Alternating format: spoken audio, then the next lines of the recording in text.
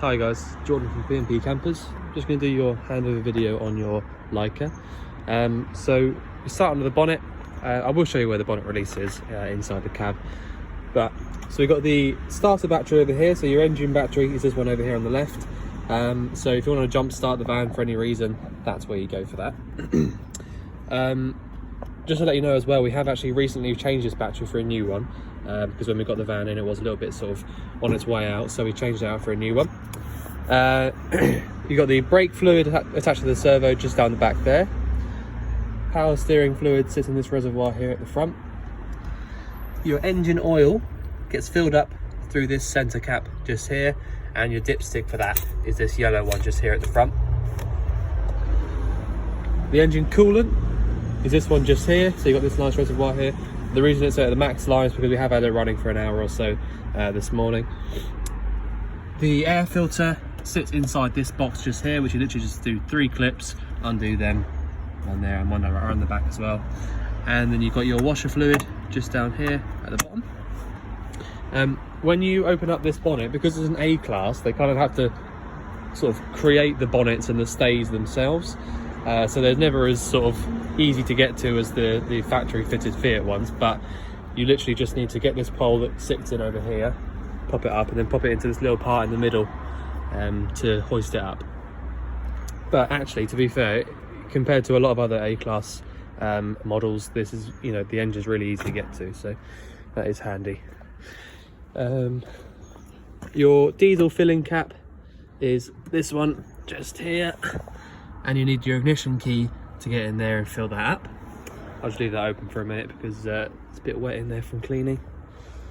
Right, so your gas locker, just run through a few bits with you.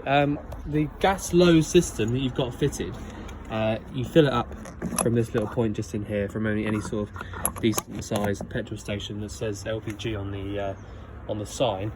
But what we've had to do, because we actually ran out of gas, the guy that you got in to do the habitation check managed to do all of his parts on the gas, sort of using up the last of the gas that was in the 2 gas low bottles, the refillable bottles. So now, to show you how it's all working, I have had to put this standard 6 kilo propane bottle in, so that's not a problem. All it means is that your other gas low bottle, I'll just use one sec, because you both hands open that door. There you go. The other gas low bottle itself is just in here in the garage. We will run this through with you when you turn up, but you know, basically we had to take one of the gas bottles out to sort of pop a standard one in, just so that I can show you everything working. But basically all you've got is a regulator at the back here, which is a kind of a Classe A regulator, if you like, and all you need to know really is if you want to switch between one or the other bottle, you push down on this thing up here and just turn it to whichever side you like. If you want to use them both sort of like at the same time, so they change over when they need to, you can just put it straight in the middle facing towards you as well. But for the time being, because I'm using this bottle here, because this one's empty, I've got it facing this way, and then I've just got it attached just here. We will leave this bottle with you. It's brand new and it's full, so you can use up all this gas, which will last you a long time. But when you eventually get around to popping your original gas low bottle back in and filling them up, all you need to do is sorry, I'll just open this door up again. All you need to do is tighten up this nut just here on the bottle and put this one on to the regulator part at the top, where I've got the other one on at the moment, and then you'll see that this part at the top here, you need to pop this one here onto, so that it basically sits like that at the top of the bottle, and then the other one sits just like this one is onto there. We can run through that with you as and when you need it, but it is pretty simple stuff, and when you get around to it, you'll have your refillable bottles ready to use again. Right, so that's the gas. To turn this, for the time being, to turn this bottle on, you go anti-clockwise to the left, and to turn it off is clockwise round to the right.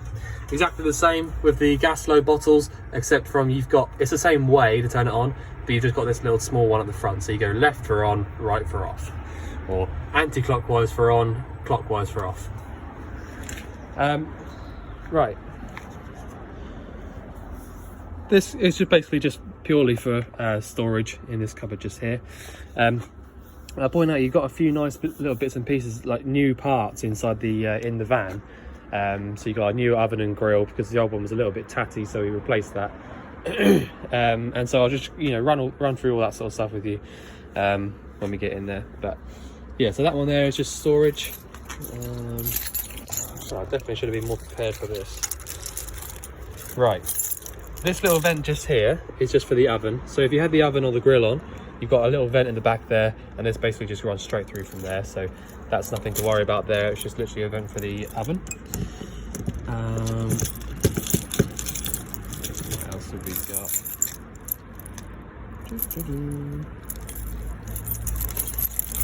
I'll get the right key in the end. Right. Okay, so your freshwater inlet is this one just here. So you can do it in two ways. You can either take this cap off and then be able to fill it up just like by putting a hose into it, sort of thing. Or you can actually put an actual hose piece into here. If you can see that, I'm not sure, it's a bit sunny. You can actually put an actual hose piece into there and fill it up that way. It's up to you, whichever way suits you best. If you're at a campsite, then I suppose it's going to be easier to fill up with the actual hose point. But there you go. Next one is your boiler vent. So I've got it on at the moment. I've got the heating on, and straight away I can see there's condensation building up at the bottom there, so there's water I can drip off, and there's lots of hot air coming out through the bottom. So that's one definite way to know that it's definitely working. I think before we go in that your boiler in here is gas only, so that is obviously the way you're going to be using it. I'll show you how to use it. It's nice and easy. But there you go. You've got all of these little vents around the van, like this one, lots of circular vents, and basically they're just for the heating. So as soon as you put your heating on, these vents all the way around the van will start pumping out nice hot air. The type of heating that you've got, the gas sort of combi boiler, if you like, that's what they call them, turbo combi, because it does the hot water and the heating as well, they just sort of work off a gas flame. They just get really hot really quick, so they're really, really handy. There's a few different types, but these ones are just nice and straightforward. We don't tend to get any problems with them. But yeah, so really good amount of storage in the garage just here. This is pretty much the biggest garage you can get for a motorhome. I think there's a slightly taller version, but other than that, this is as big as it gets. Tow bar at the back has already been fitted, which is a really nice extra to have because you have to get them fabricated for a motorhome, so it's really handy to have that on there already. Yeah, nice and clean, nice and tidy at the back. Not much else to show you, I don't think. Yeah, you've got your bike rack which sits inside the garage so that you don't have to have it all the way on the back. So if you wanted to sort of pop a couple of bikes in there like that, you can do.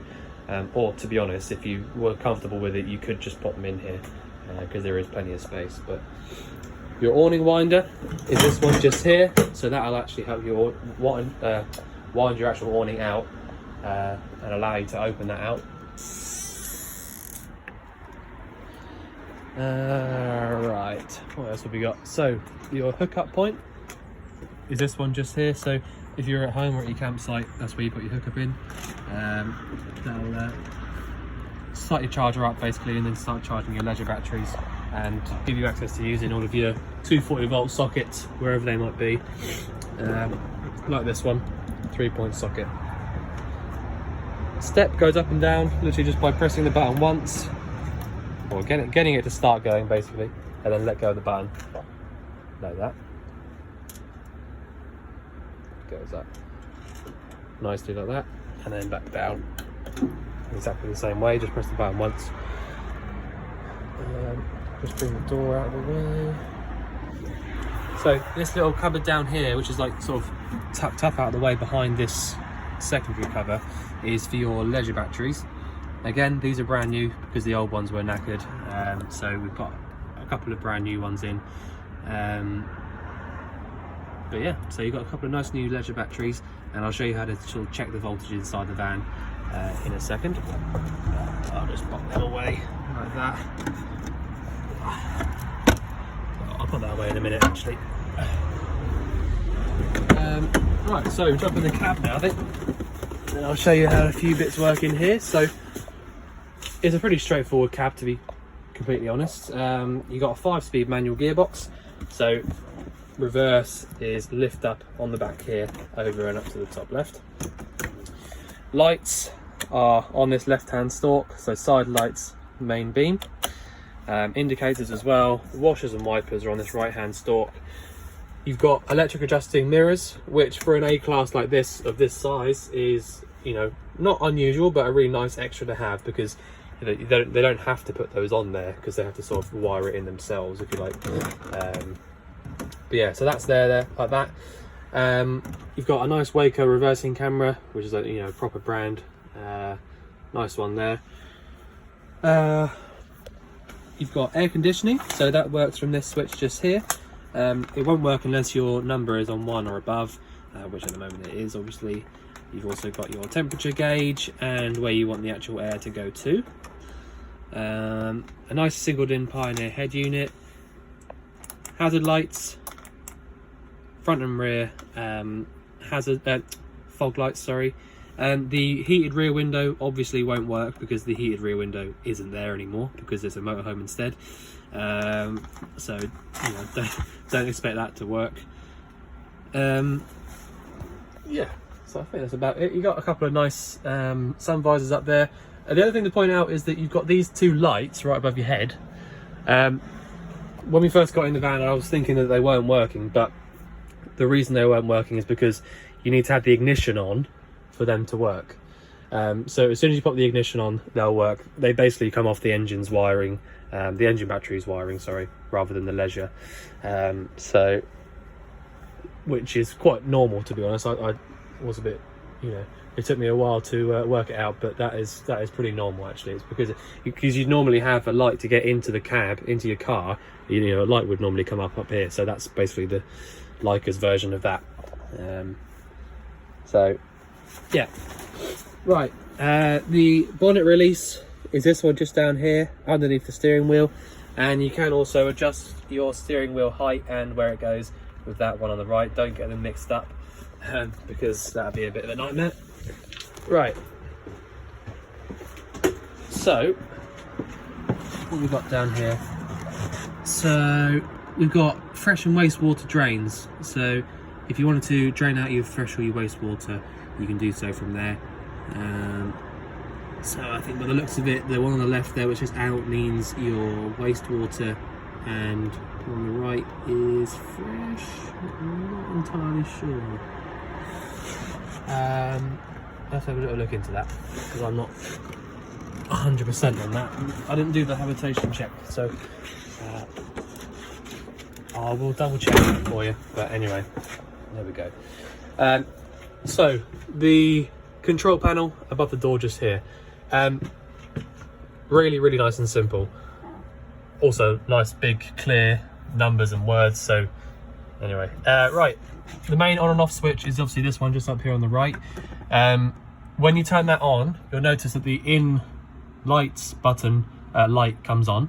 That means that any lights on the inside of the van will start working, obviously apart from the 2 that I said about in the cab because they work off the engine's battery.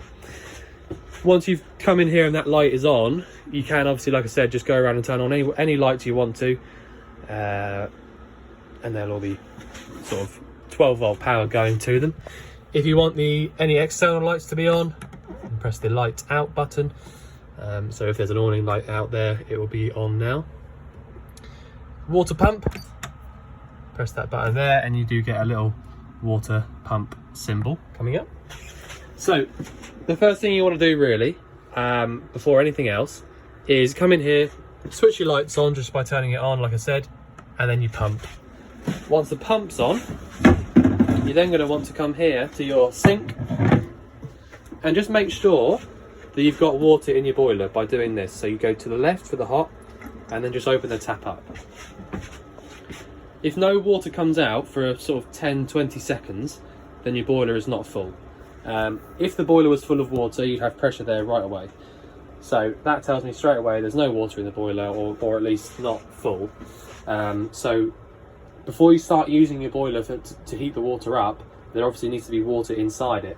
And if you try and light the boiler up with no water in it, then it's going to sort of overheat and you know, things will start to melt. So you need to make sure that you do this first. It's really, really important. Once you've done it and you can sort of see water coming out nice and easily, nice and clearly, then you can go ahead and start, you know, doing all the stuff that I'll show you in a minute with your boiler. But it is really important that you do this first. So, because if I put the boiler on hot water now before doing this, when there's no water in it, then basically, like I said, it will just get so hot inside. It's just like boiling an empty kettle. So you do have to bear that in mind. That is something you really have to do. Right, so I'm not going to put any more stress on that because there's obviously no water in it. So pump off. The next one down is aux. So aux will do things like I don't know, it varies on every van, but aux might do your light on your oven, or just maybe specific. If someone's wired up some extra lights over the years, they've probably got it wired up to that aux button up there. So, you know, if there's anything around the van that you find at some point, I don't think I've found anything that works off the aux, but if you find anything, then, you know, great, you know where that button is. So now that we've got these ones on, I've got the pump switch off because on it, like I say, there's no pressure there because there's probably no water in the van, so I've switched it off. So if we flick through here, test, sorry, straight away you see, oh, there you go.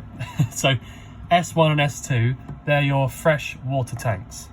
All right, so they're completely empty, and that's why there's no, that's why the pump was just running and no water was coming out.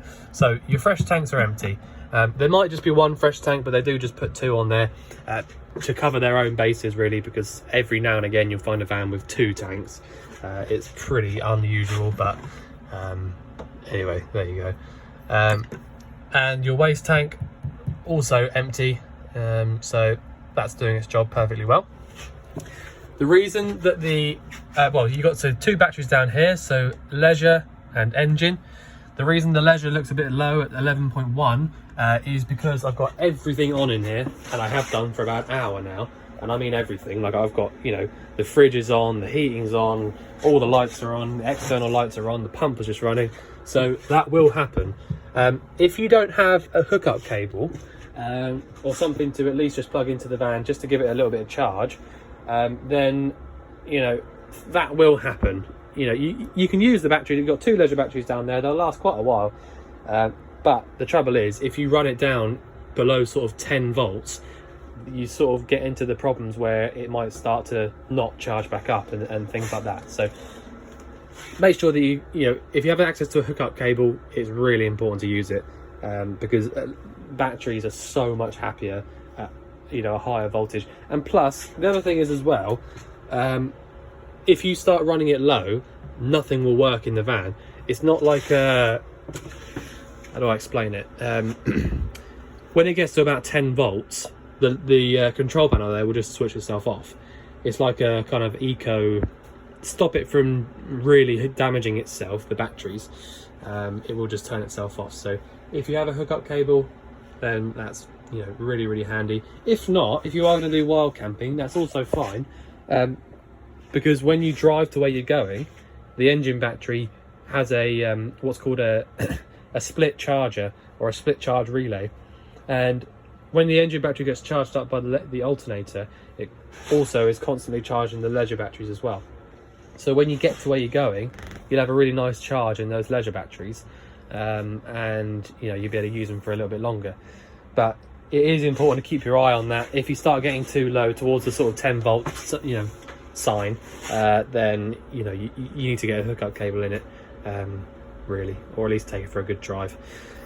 But anyway, that's how that works. I wouldn't worry about the program one because that's just kind of the time and the date and things like that, but they are all set up correctly at the moment.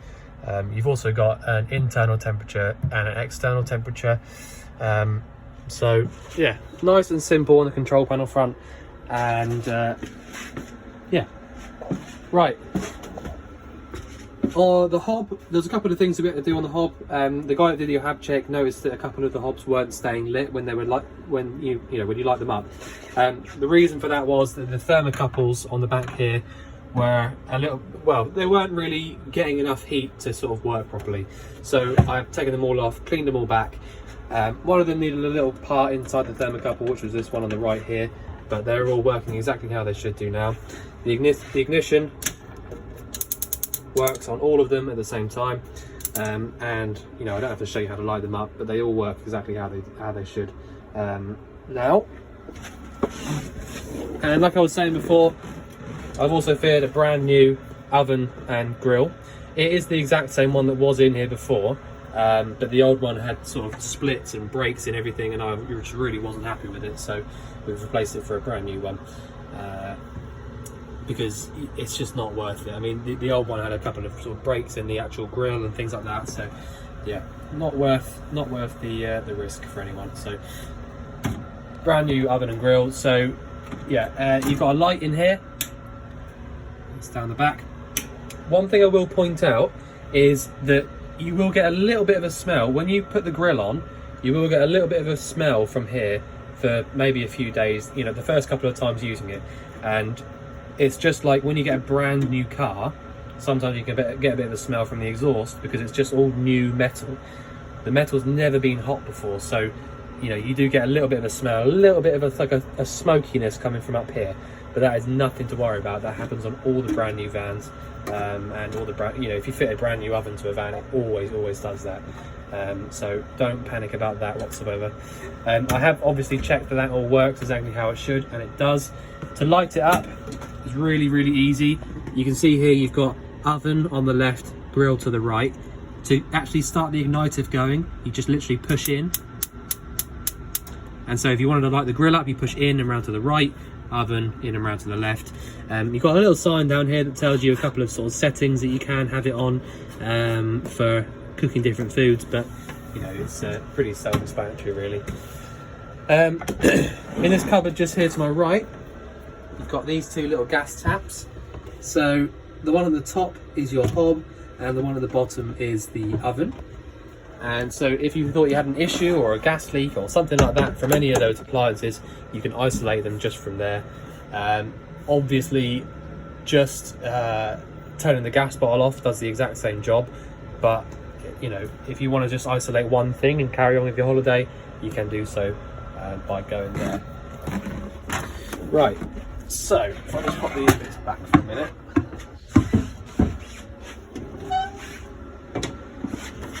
The other thing is you've got a nice new fridge. I didn't fit this, but I'm not sure when it was fitted, but it's pretty new.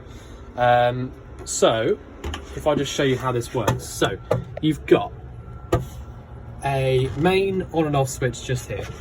So on and off just like that. So if I turn it off now, everything goes off. That's the fridge completely off. Right. The way these fridges work, all motorhome fridges, I don't know about brand new big vans, I'm not sure, but all the motorhome fridges that I've ever known, you need to get the fridge cold first, either via the hookup cable, which is this one, or the gas, which is this one, and only use this 12-volt switch when the engine's running and you're driving. The fridge already needs to be cold first, either via the hookup or the gas. The 12-volt, if you put a load of warm food in here and then turn the 12-volt on when you're driving, when you get to where you're going, it will not be cold in the fridge because the 12-volt isn't powerful enough. So like I say, it needs to be cold first before you try and change over to your driving setting, which is this one. Obviously, the gas needs to be off before you start driving, so you can't use it on gas. And again, obviously, you can't have a hookup cable in whilst you're driving, so you can't use it on hookup. But if you've got the gas on like I do at the moment, I've not got the hookup cable in and the engine's not running, so I have to use it on gas. All I do is turn it on. It's already chosen gas for me. the setting is already there at maximum, and it'll basically just light. In fact, I think it's already lit up. It just does its own thing. That's it. You don't have to press any igniter, you don't have to push any gas valve in, nothing. Does it all for you. You've got this one here, which is basically your temperature setting. You just want to leave that on the maximum, really. If you, at some point in the absolute peak of summer, if you found that you were having issues with the gas lighting, you can try turning it all the way down, and then it should light up, and then you can turn it up again. It's just because it sort of like overloads it sometimes if it's really hot. But really, on these newer fridges, I don't think you get that problem. So yeah, the gas is really, it's the fastest way of getting the fridge cold, followed pretty closely by the hookup, and then sort of, you know, lastly is the 12 volt.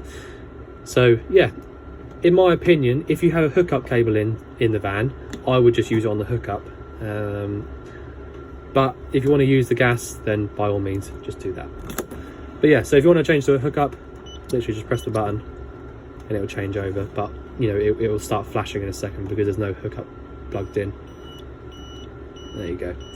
So we'll turn it off for now. Right, that's the fridge. Your heating is this one just up here, just in the sort of bed area. So you say, it says Trumatic C. So Trumatic is it's made by Truma, and it's their sort of combi boiler. C means combi, basically.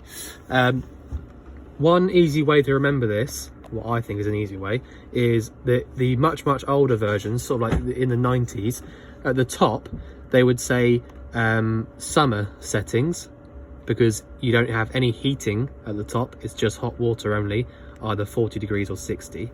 And at the bottom is your winter settings, because this first one down is heating only, and the bottom one is heating and hot water at 60 degrees. So if you think of it, like I said, if it was summer, you'd be up at the top because you wouldn't want any heating. But if it was winter, you'd be down the bottom because you would want heating. So that's just a nice easy way of remembering it. We can switch it off just there to the middle. If you had water in the boiler, like I showed you at the very start, you go up and light it up for the hot water. You leave this little dial here for the most part, unless you were really desperate for some hot air. You can turn it right up if you want to, but in my opinion 5 or 6 is plenty. So yeah, like I had it on just there, just heating only. It'll just light up and do its own thing. You don't have to do anything. And then after about sort of 30 seconds or so, or a minute, you'll have hot air pumping out through all of these little circular vents around the van. So that is honestly as simple as it gets with the boilers. That's nice and easy. In the back here, you've got a load of paperwork in this brown box. We just leave all of our paperwork in these boxes. But yeah. What else have we got? Not much back here, to be honest. Right, the boiler itself is this just down here. So when you open it up, you will feel a little bit of warmth coming out from here when once you've had it on. But that's obviously, again, totally normal because it is a lot of warmth coming from it. You've also got your water pump just here. So it's nice that they sit in the same locker. It sort of keeps it all out of the way and together. One really important thing to remember is you've got this down here. So this is your water dropout for your boiler. So like I said, at the front of the van there, you've got your waste drains for the fresh and the wastewater. But this one just here is for your boiler only, so it's totally separate. You have got a little diagram on the top of it, but if I just show you where it is now, I can't push it down any further. So that means that the boiler is trying to get rid of all of its water. That means it's emptying, and it's empty at the moment. If I lift this up and it stays up like it just did there, then that means the boiler will then accept water. It won't drain out from underneath. The only thing is with these, the reason that was down is because it's an automatic dropout valve. So when it gets below sort of, I think it's like 2 or 3 degrees or something, it will just drop all the water out of it.